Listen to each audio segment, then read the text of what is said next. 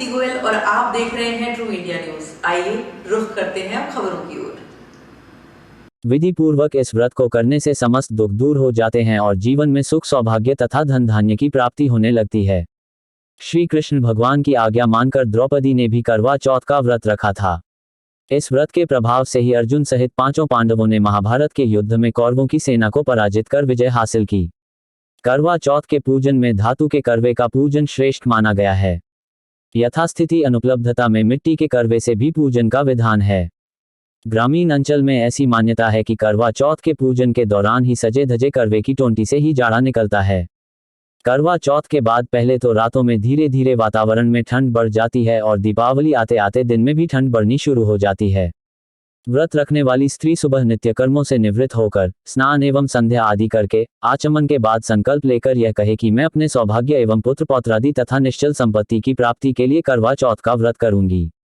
यह व्रत निराहार ही नहीं अपितु निर्जला के रूप में करना अधिक फलप्रद माना जाता है। इस व्रत में शिव पार्वती कार्तिकेय और गौरा का पूजन करने का विधान है। चंद्रमा, शिव पार्वती, स्वामी कार्तिकेय और गौरा की मूर्तियों की पूजा षोडशोपचार विधि से विधिवत करके एक तांबे या मिट्टी के पात्र में चावल, उड़द की दाल, सुहाग की सामग्री जैसे सिंदूर, चूड़ियां, शीशा, कंघी, रिबन और रुपया रखकर किसी बड़ी सुहागिन स्त्री या अपनी सास के पांव छूकर उन्हें भेंट करनी चाहिए। सायं बेला पर पुरोहित से कथा सुने, दान दक्षिणा दें। तत्पश्चात रात्रि में जब पूर्ण चंद्रोदय हो जाए तब चंद्रमा को छलनी से देखकर अर्घ्य दें, आरती उतारें और अपने पति का दर्शन करते हुए पूजा करें। इससे पति की उम्र लंबी होती है। तत्पश्चात पति के हाथ से पानी पीकर व्रत तोड़ें। जब चांद निकलता है तो सभी विवाहित स्त्रियां चांद को देखती हैं और सारी रस्में पूरी करती हैं। पूजा करने बाद वे अपना व्रत खोलती हैं और जीवन के हर मोड़ पर अपने पति का साथ देने वादा करती हैं। चंद्रदेव के साथ साथ भगवान शिव, देवी पार्वती और कार्तिकेय की भी पूजा की जाती है। माना जाता है कि अगर इन सभी की पूजा की जाए तो माता पार्वती के आशीर्वाद से जीवन में सभी प्रकार के सुख मिलते हैं। करवा चौथ कथा का सार यह है कि शाकप्रस्थपुर वेदधर्मा ब्राह्मण की विवाहिता पुत्री वीरवती ने करवा चौथ का व्रत किया था। नियमानुसार उसे चंद्रोदय के बाद भोजन करना था, परंतु उससे भूख नहीं सही गई और वह व्याकुल हो उठी। उसके भाइयों से अपनी बहन की व्याकुलता देखी नहीं गई और उन्होंने पीपल की आड़ में आतिशबाजी का सुंदर प्रकाश फैलाकर चंद्रोदय दिखा दिया और वीरवती को भोजन करा दिया। परिणाम ये हुआ कि उसका पति तत्काल अदृश्य हो गया।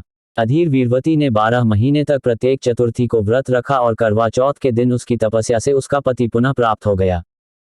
करवा चौथ का त्योहार पति पत्नी के मजबूत रिश्ते, प्यार और विश्वास का प्रतीक है। चंद्रमा को जल चढ़ाकर भोग अर्पित करती है।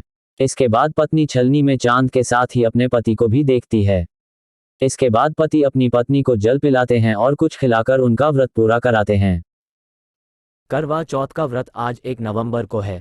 इस व्रत की कथा में करवा माता की कथा का वर्णन मिलता है। करवा माता की कथा का पाठ करने से पति की आयु लंबी होती है और वैवाहिक जीवन में प्रेम और तालमेल बना रहता है। करवा चौथ के व्रत का उल्लेख महाभारत में भी मिलता है। पांडवों पर लगातार आ रही मुसीबतों को दूर करने के लिए द्रौपदी ने भगवान कृष्ण से मदद मांगी। तब श्री कृष्ण ने उन्हें करवा चौथ के व्रत के बारे में बताया, जिसे देवी पार्वती ने भगवान शिव की बताई विधियों के अनुसार रखा था। आज जोधपुर में भी कुड़ी हाउसिंग बोर्ड सेक्टर 4 द्वारकापुरी में करवा चौथ का फंक्शन धूमधाम से मनाया गया, साथ ही पूजा अर्चना भी की गई। जोधपुर के रिलायंस मॉल में भी रश्मि चौहान की टीम द्वारा करवा चौथ का सेलिब्रेशन और पूजा की गई।